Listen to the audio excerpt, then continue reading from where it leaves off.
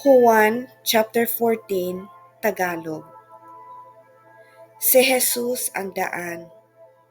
Huwag mabagabag ang inyong kalooban.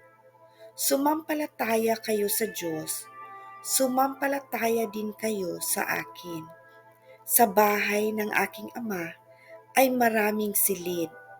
Kung hindi ito totoo, sasabihin ko ba sa inyong pupunta ako roon upang ipaghanda ko kayo ng inyong matitirhan?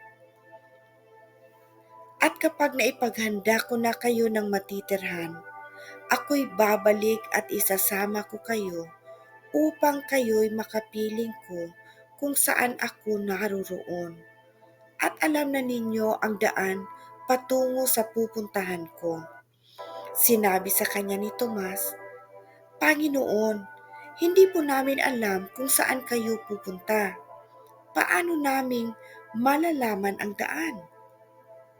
Sumagot si Jesus, Ako ang daan, ang katotohanan at ang buhay.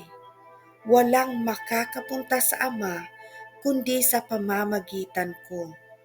Kung ako'y kilala ninyo, kilala na rin ninyo ang aking Ama. Mula ngayon ay kilala na ninyo siya at inyo nang nakita. Sinabi sa kanya ni Felipe, Panginoon, ipakita po ninyo sa amin ang Ama at masisiyahan na kami. Sumagot si Jesus, Kay tagal na ninyo akong kasama. Hanggang ngayon hindi mo pa ako kilala, Felipe? Ang nakakita sa akin ay nakakita na sa Ama. Bakit mo sinasabing ipakita mo sa amin ang Ama? Hindi ka ba naniniwalang ako'y nasa Ama at ang Ama ay nasa akin? Hindi sa akin galing ang sinasabi ko sa inyo, ngunit ang Ama na nananatili sa akin ang siyang gumaganap ng kanyang gawain. Maniwala kayo sa akin, ako'y nasa Ama at ang Ama ay nasa akin. Kung ayaw ninyong maniwala sa sinasabi ko, maniwala kayo dahil sa mga ginagawa ko. Pakatandaan ninyo, ang nananalig sa akin ay makagagawa ng mga ginagawa ko at higit pa kaysa rito sapagkat babalik na ako sa Ama. At anumang hilingin ninyo sa pangalan ko ay gagawin ko upang luwalhatiin ang Ama sa pamamagitan ng Anak. Kung hihiling kayo ng anuman sa pangalan ko, ito ay aking gagawin. Kung iniibig ninyo ako, tutuparin ninyo ang aking mga utos. Dadalangin ako sa Ama upang kayo'y bigyan niya ng isa pang patnubay na magiging kasama ninyo magpakailanman.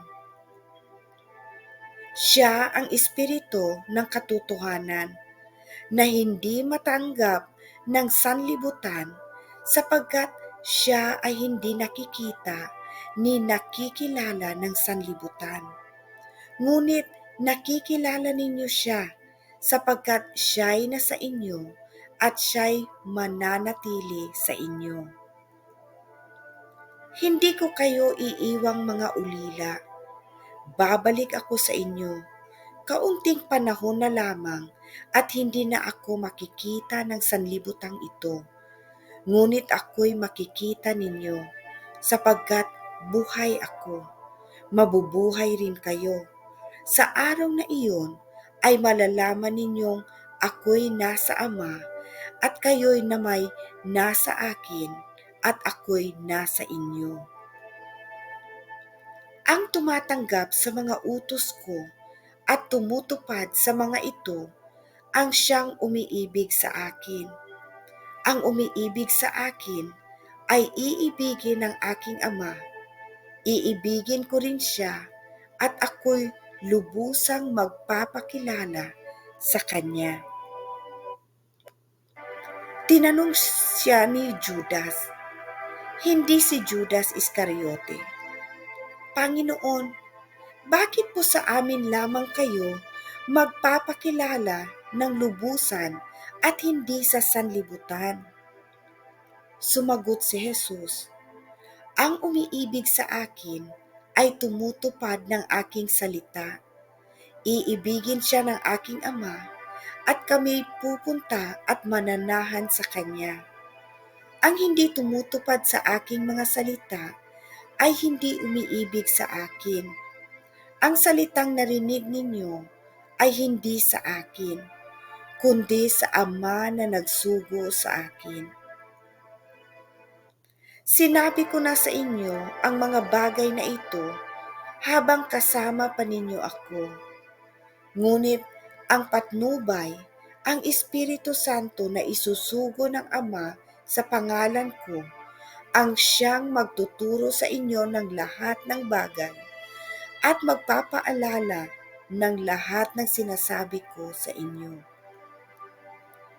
Kapayapaan ang iniiwan ko sa inyo. Ang aking kapayapaan ang ibinibigay ko sa inyo. Hindi ito katulad ng kapayapaang ibinibigay ng mundo. Huwag mabagabag ang inyong kalooban at huwag kayong matakot.